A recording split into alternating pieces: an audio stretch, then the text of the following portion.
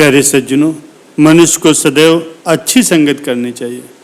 अच्छी या बुरी संगत का असर हर एक व्यक्ति के जीवन पर पड़ता है। गलत लोगों की संगत करने पर कुछ समय के लिए तो सुख मिल सकता है, लेकिन बाद में बहुत ही मुश्किलों का सामना करना पड़ता है।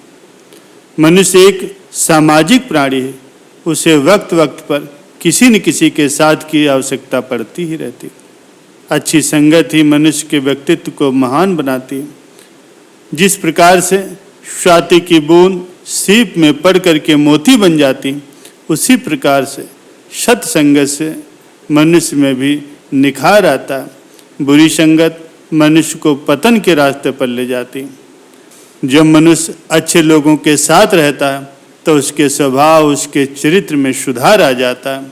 इसीलिए कहा गया है, कदली सीप भुजंग मुख, स्वात एक गुण तीन, जैसी संगत बैठिए तय सोई फल दीन।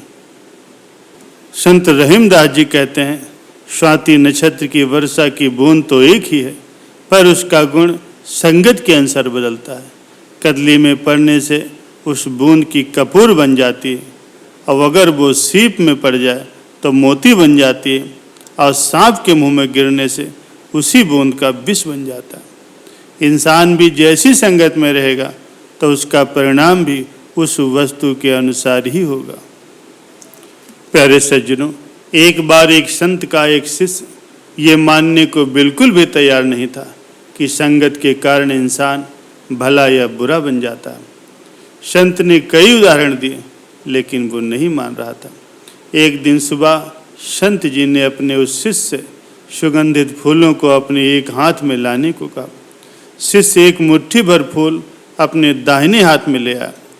फिर संत ने उसे दूसरे हाथ से कोयले को लाने को कहा, तो शिष्य कोयला भी ले आया। संत जी ने उसके दोनों हाथों से फूल और कोयला एक तरफ रखवा दिया। अब संत जी ने उस शिष्य से कहा, तुम्हारे हाथों में अब क्या है? शिष्य ने अपने दोनों हाथों को देखा, कहा, प्रभु इसमें तो कुछ नहीं है, मेरे तो दोनों हाथ खाली। संत ने कहा, जरा गौर से अपने हाथों को देखो और फिर बताओ। शिष्य ने अनुभव किया कि जिस हाथ में सुगंधित फूल थे वो अब भी खुशबू बिखेर रहा, और जिस हाथ में कोयला रखा था उसमें अब भी कालिख नजर आ रही थी। संत ने कहा, बेटा फूल का गुच्छा अब भी तुम्हारे हाथ में खुशबू दे रहा है, और जबकि तुम्हारे हाथ में अब वो फूल है ही नहीं। उसी प्रकार कोयले के टुकड़े को तुमने जिस हाथ में लिया था तो तुम्हारा वो हाथ काला हो गया, और उसे फेंक देने के बाद भी हाथ अब भी काला है। इसी तरह दुनिया में कुछ लोग फूलों की तरह होते हैं, जिनके साथ जब तक रहो तब तक हमारा जीवन महकता ही रहता है, और उनका साथ छूट जाने पर भी वो महक हमारे जीवन से जुड़ी रहती है। दूसरे ऐसे होते हैं जिनके साथ रहने से भी और साथ छूटने पर भी जीवन कूली की तरह कलुषित हो जाता है। यदि आप दक्ष और प्रतिष्ठित लोगों से जुड़े रहेंगे तो आपको ये बताने में गर्व महसूस होगा कि मैं फला व्यक्ति के साथ काम कर रहा हूँ।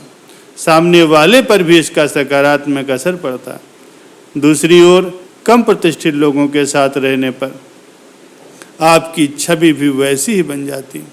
भले ही आप बहुत ही प्रतिभाशाली हों, कोशिश यही करें कि अपने फील्ड के प्रतिष्ठित लोगों के साथ ही काम करें, ताकि न केवल ज़्यादा से ज़्यादा सीख सकें बल्कि आपकी अच्छी इमेज भी बन जाए। फिर उन संत जी ने आश्रम के कई लोगों की बातें बताई। इस बार शिष्य की बात समझ में आ गई कि वाकई कई बार कुछ बातों को हम दूसरी तरह से भी सीखते हैं। संगत का हमारे जीवन में बहुत ही असर पड़ता है।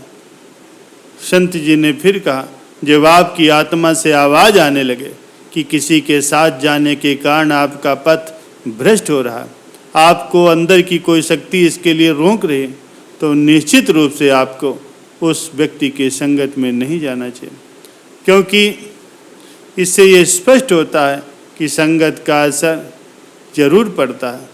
अच्छे लोगों का साथ आपको अच्छाई के मार्ग पर ले जाता है, और बुरे लोगों की संगत करने पर आदमी उसी राह में चलते हुए बुराई के दलदल में फंसता चला जाता है।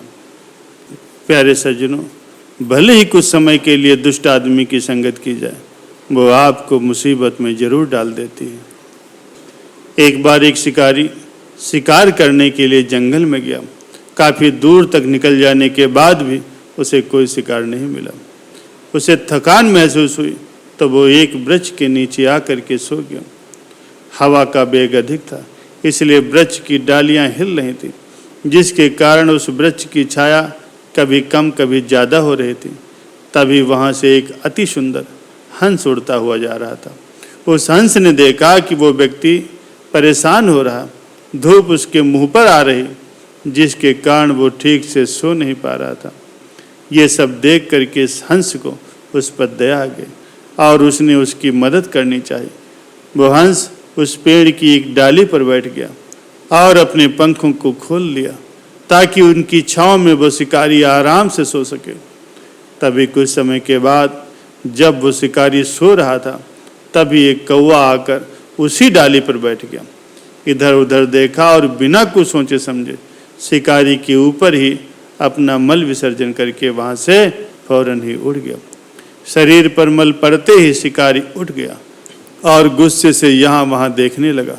तभी उसकी नज़र उस हंस पर पड़ी और उसने तुरंत ही अपना धनुष बाण निकाला और उस हंस को मार गिराया। हंस नीचे जमीन पर गिरा और मरते मरते उस हंस ने कहा, मैं तो आपकी सेवा कर रहा था, मैं तो आपको छांव दे रहा था, आपने मुझे ही मार दिया, इसमें मेरा क्या दोष था। हंस की बातें सुन करके उस शिकारी को बड़ा ही पश्चाताप हुआ और फिर उस शिकारी ने कहा, यद्यपि आपका जन्म उच्च परिवार में हुआ, आपकी सोच आपकी तन की तरह ही सुंदर है, आपके संस्कार भी शुद्ध हैं, यहाँ तक कि आप अच्छे इरादे से मेरे लिए पेड़ की डाली पर बैठ करके मेरे ऊपर छाया कर रहे थे, मेरी सेवा कर रहे थे। लेकिन आपसे एक गलती हो गई कि जब आपके पास कौवा आकर के बैठा तो आपको उसी समय उड़ जाना चाहिए था।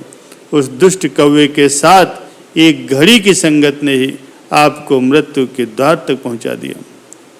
प्यारे सज्जनों, संसार में संगत का सदैव ही ध्यान रखना चाहिए। जो मन, कार्य और बुद्धि से परमहंस है, जो सज्जन है, उन्हें कौओं की संगत से सदैव ही दूरी बना करके रखनी चाहिए। तभी जीवन में सुख शांति बनी रह सकती है।